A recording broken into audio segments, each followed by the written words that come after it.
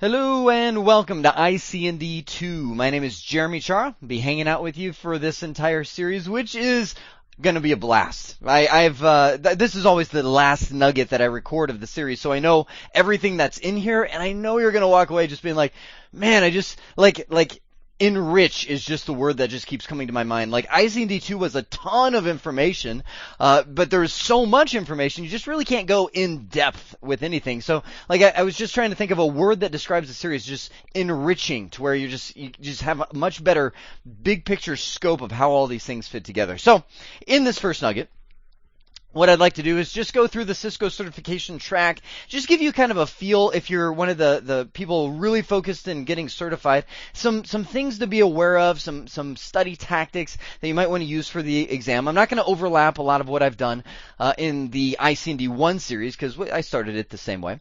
Talk a little bit about CCNA 2013, what has been new as Cisco has gone through. This is now the 4th revision of CCNA that I've recorded for CBT Nuggets because it's their flagship certification. Cisco keeps making it better and better and better and more over the years. And then finally, I'm going to talk about how you can get the most from this or any CBT Nuggets series.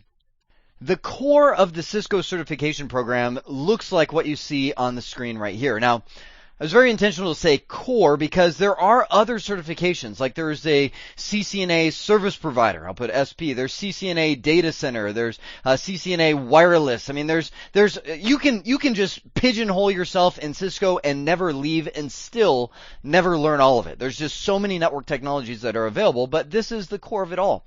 CCENT, or more specifically, IC&D 1, that's the certification exam that you take to get your CCENT certification, is required as a prerequisite for all of us. Now, most people will statistically pursue routing and switching first. This is a common question I get. People say, well, would you suggest that even if I want to go for the CCNP voice and all that I first go down this direction? And my thought is, honestly, I would really suggest that you do a CCNA routing and switching and then jump into this. Because like I said, to start it all off, it just enriches your foundation. CCENT is just so much, so fast that I just think, man, you really have to either combine that with a lot of real world experience or get the full CCNA before you can really have that there's a word I can't even say. It's like the good core. I feel warm and fuzzy about all things Cisco. There's a word somewhere. I just can't remember what it would be. Before you dive into voice or security or any of the other tracks. Now, each exam and certification has an expiration of 3 years. That means if you take CCENT, you have now, or take IC&D 1, you now have a CCENT for 3 years. As you move on and past this, it automatically renews any equal or lower level certification. So for instance, if I have the CCNA routing and switching and then I go past CCNA voice, I now renew this and my CCENT for 3 years. Cisco makes it really easy to renew. Of course, you can always retake the same exam that you did 3 years ago, but why would you want to do that? I mean, if you're going to take an exam, just go one step further and get that. Same thing if you move into the CCNP, all you have to do is pass one CCNP exam, and it automatically renews all your lower level certification again for 3 years. So it makes it really easy to keep current as long as you keep on learning. I'm at the point where I have all of these along with a CCIE and routing and switching, and all I have to do, this is every 2 years, is just every 2 years take that exam, and it automatically renews all of my lower level certs for an additional 3 years, so I don't have to go retake all of these certification exams all the time. So now let me take some time to focus specifically on IC&D 1 and IC&D 2 for the new CCNA. Now, IC&D 1, I'm assuming you've already had that because it's the prerequisite before you get here. So just had a lot of stuff added. I mean, just stuff that you wouldn't even think would be added to an entry-level certification like command line NAT and access lists and VLANs and OSPF, IPv6. I mean, this kind of stuff, like the stuff I've underlined right there, it's like, wow, somebody who's working at a convenience store is like, I think I'm going to get in technology. I would be like, wow, the barrier of entry to learn this stuff. Not that it's not possible, but it's just like, that's some deep stuff to throw at somebody who's just getting into the network field. But I'm not going to spend too much time on ICND1. So I would just say ICND1, what they did is just add a lot of stuff of what it was previously. As I mentioned, I've been through 4 CCNA revisions now since I've been in Cisco, and this by far is the most stuff I've ever seen added to the certification. But that then begs the question, let's focus where we are now. ICND2, what's up with this? What's been added here? Honestly, I wouldn't say, like, added isn't the right word to use. It again takes me back to that word at the very beginning, like enrich or depth, of ICND2, information that's there. So when I started looking at the exam, looking at the topics, seeing kind of the direction Cisco is going, it really is encompassed with this first statement, more troubleshooting. To where we just have a lot more scenarios. Instead of just doing like, okay, give me a configuration that would accomplish this, it's more of like, this is broken. What's wrong with this picture? Because Cisco knows that troubleshooting is the ultimate depth of knowledge. Like, you can read a book a lot of times and figure out how to configure a VLAN on a Cisco switch because you type in these 3 commands and it works every time. But to know how to troubleshoot something when it's broken means you not only know how to configure it, but you're able to spot things or understand things that is out of place. I just had the thought cross my mind. I think I shared this later on in the series, but I'll share it again now, just to give you an idea of the ICND2 feel. I was talking to a friend recently, just about IT in general. We were just driving in the car together, and he goes, "You're not a real IT person until you have assumed the fetal position under a desk." And I go, it's so true. Like, the IT can be the best career in the world, but there are those times, those days where everything's down, you don't know what to do, and everybody's screaming, everybody's like, we're down, we're losing money, the company is riding on your shoulder.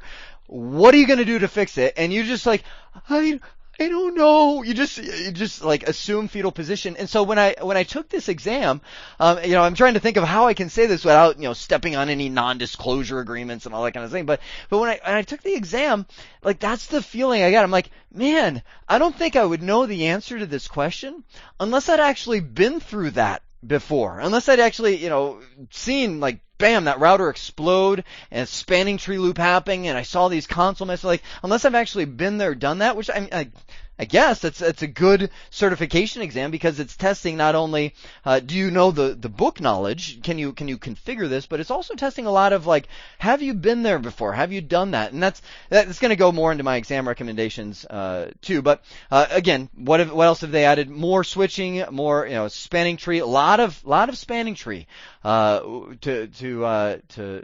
a lot of spanning tree.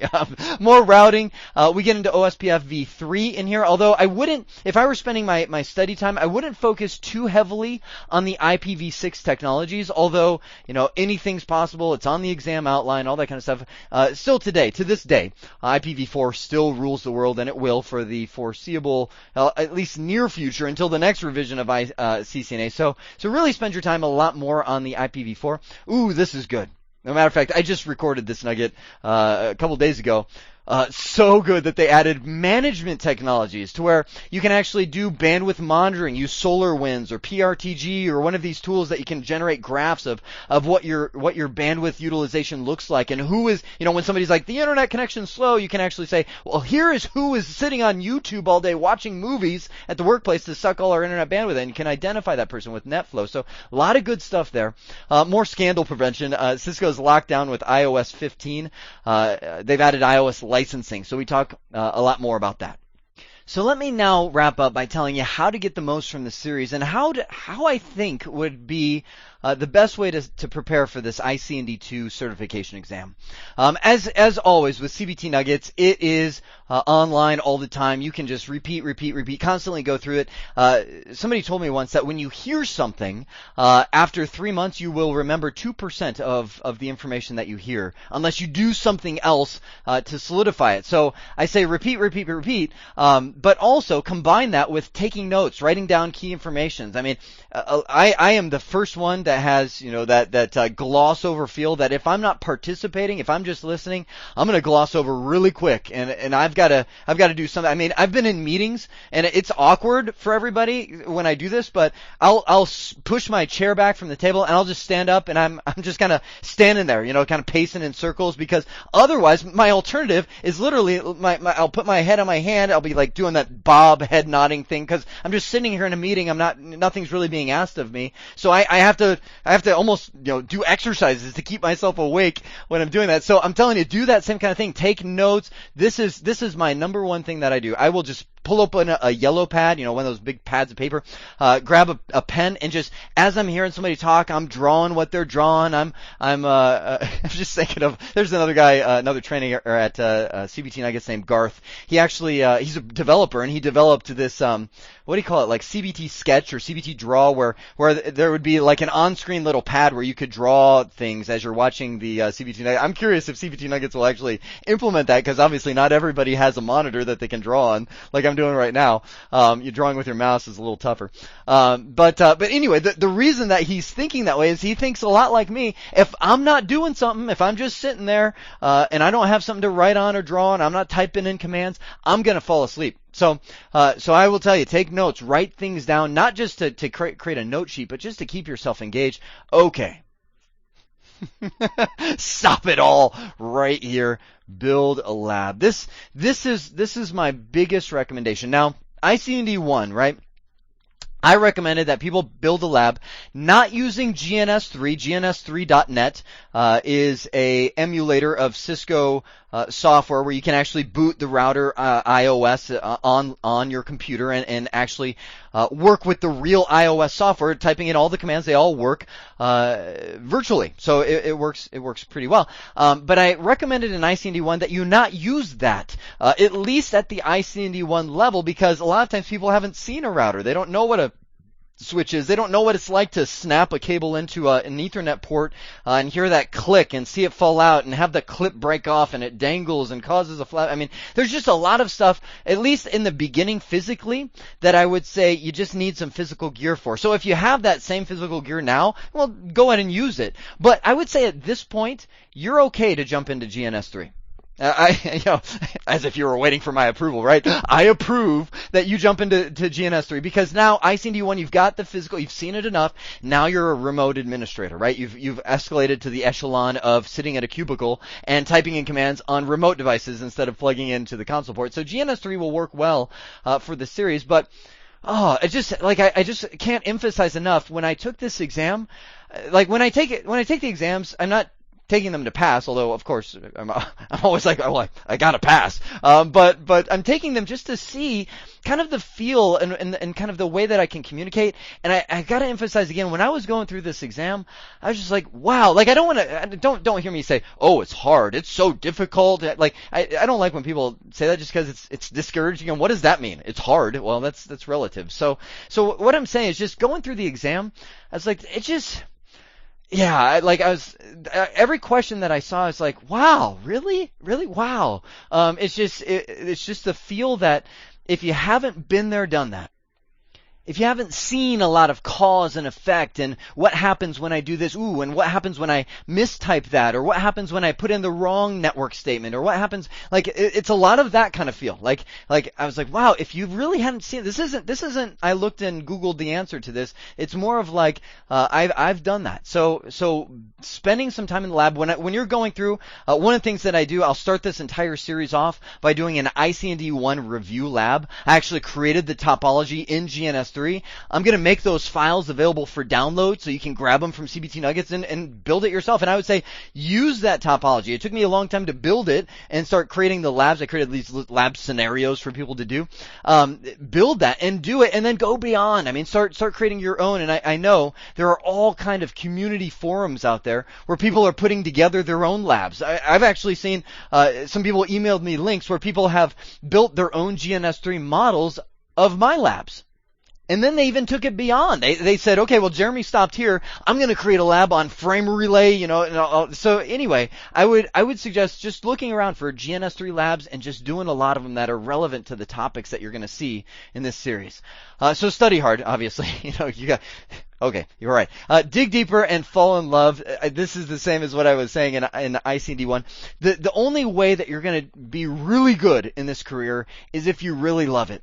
I started a company 4 years ago that does IT services for schools and small businesses, and I hired my brother. Now my brother was well, I don't want to go into his history, but he wasn't an IT guy when I hired him. And just the other day, I was walking him through setting up a voice over IP system for a customer. He was actually on site, and I was like, okay, we got to set up their auto attendant where, it's the, press 1 for this, press 2 for that. And so I'm walking him through typing in the commands to do it, and he's like, oh, wait a sec. So if I do this, do that, and he's like, okay, I totally get it. And he's like, that was awesome. And I was like, Josh, that's my brother's name. I was like, Josh, you've arrived. Welcome to nerddom. And that's the kind of thing that I want you to do. I want you to do this kind of stuff. That's why I'm so avid on doing these labs, is to where when you have that discovery process for yourself to where you're like, that was awesome. And then you want to tell somebody, then you want to do it again, and you want to add all these pieces to it to make it. It's like IT is building your own little world. It's amazing. So anyway, that's what I mean by fall in love. Just realize the awesomeness of this career, and then nothing will stop you. All right, last thing I'll say is, and I know this is going to sound cheesy, but at the risk of sounding cheesy, I am excited for you. There is so much cool, fun stuff in this series that I know by the time it's said and done, you're going to be like, that was so good. I'm so ready to jump into this. I'm ready, whatever you're looking to do, ready to take the exam, ready to make, redesign the network at work. I've got such better ideas now for the network. Whatever your goals are, I know that this is really going to help, and you're really going to get a lot out of it. All right. Well, I hope this has been informative for you, and I'd like to thank you for viewing.